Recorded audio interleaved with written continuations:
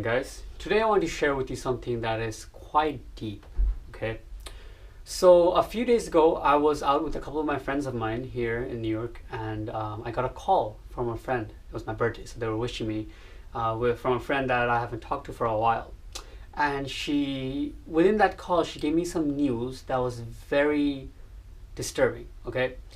And that is that one of the people that we knew in school, during high school in my country, was recently just been shot and killed by a powerful force, police force in my country called the RAB.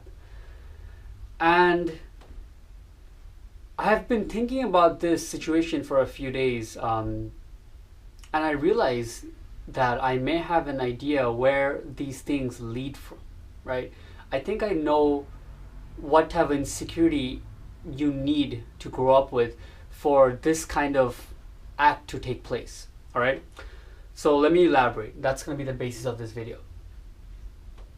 So this person I knew, I wasn't directly that well friends with him, but I was good friends with a friend of mine who was friends with him. All right, he was in my same class. He attended my school for a while, and the characteristic that I shared with him that I want to elaborate on today is just bullying. Okay, so bear with me. It's a common situation in all over the world, just high school and bullies. But what I'm going to invite you to think of it as is the actual insecurity that these things come from, right? So I know this from a first-hand basis because I went to a school that's international. I went to an international school that's most of the people were white, right? It's AISD in Dhaka, and there are a lot of Koreans, a lot of UN people, but not many Bangladeshis, okay? So automatically I was more leaning towards trying to be a bully myself, which, came from my own insecurities. And it went something like this. And a lot of people, I'm pretty sure, have the same type of story, whether they consciously think of it at this time or not. It's something like, okay, you guys, I'm Bangladeshi and you guys are all white. I've been in this fucking area for decades and you guys are here for the first, second, or third year, so you better not mess with me. Because if you do, you're gonna get it outside of school. Some shit like that, right? And it's cool. You get fun with that, whatever. At that age, you're in 9th grade, 10th grade, 8th grade, you have all that alphaness oozing out of you, if you want to call it that. I call it insecurity, right? And that is something very common in all over the world. Even in America, it's probably more than in my country, right? There's bullies, they beat up the they beat up the weaker kids, whatever it is, people try to act tough at that age. Whether you want to be a bully or you just want to give tough vibes so the bullies don't pick on you, you most probably you play a role in these kind of things. But after a certain point, okay, because all it is a hunger to be important, right?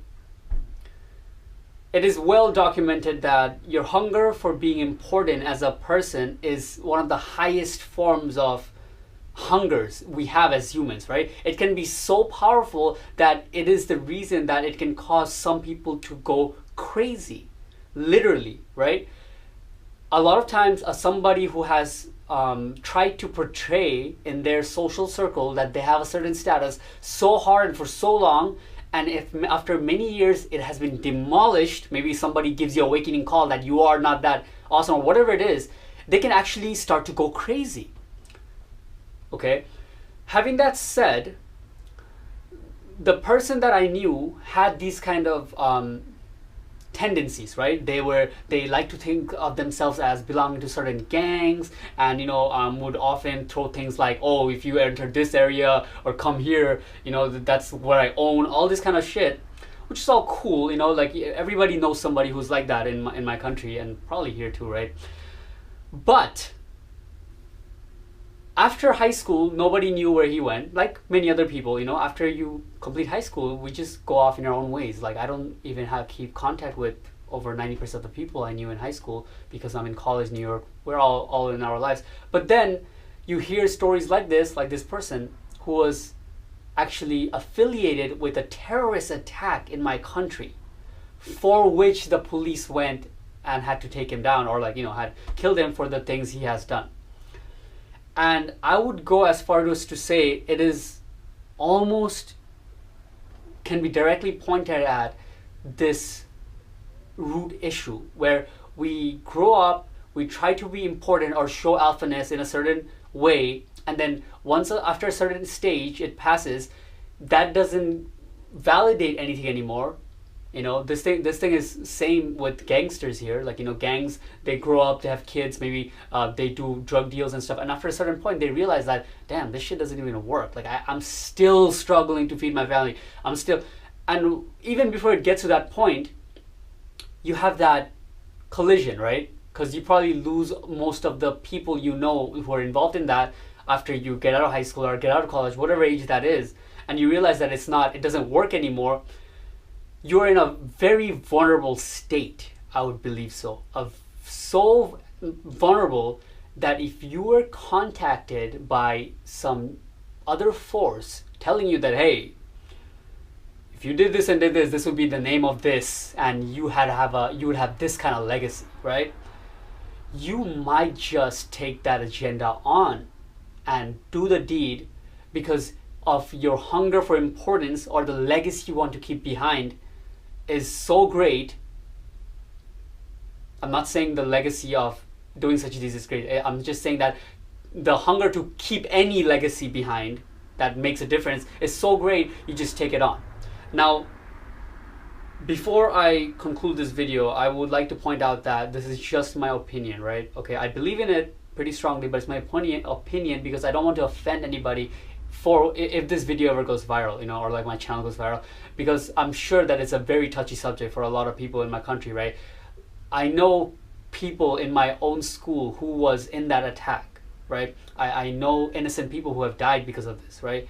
So this is for no way to seem like arrogant or just making an assumption that parents are not, driving kids or, raising them properly or not guiding them or anything. It's just something that happens while they're growing up. We try to seek some attention in this manner, and I believe this is what can grow into a higher level of insecurity that can do this deed. Having that said, guys, I want to just conclude that if you're somebody who's an older brother who has younger siblings in school right now, whether it be in my country, Southeast Asia, or even in America, you know what goes on in high school in terms of what they're going through emotionally, the stress levels, not the stress levels, but like the stresses that are on them, right? We would like to think of younger people like, oh, they're just kids, yeah, they'll just grow up, but to them it's very real what they're going through at that time, right? If you're getting bullied, it's an important issue. If you're somebody who is a bully, it could be even a bigger important issue because then you are just so insecure, right? It's our right to guide these kids if we are an older brother, uncle, whatever it is.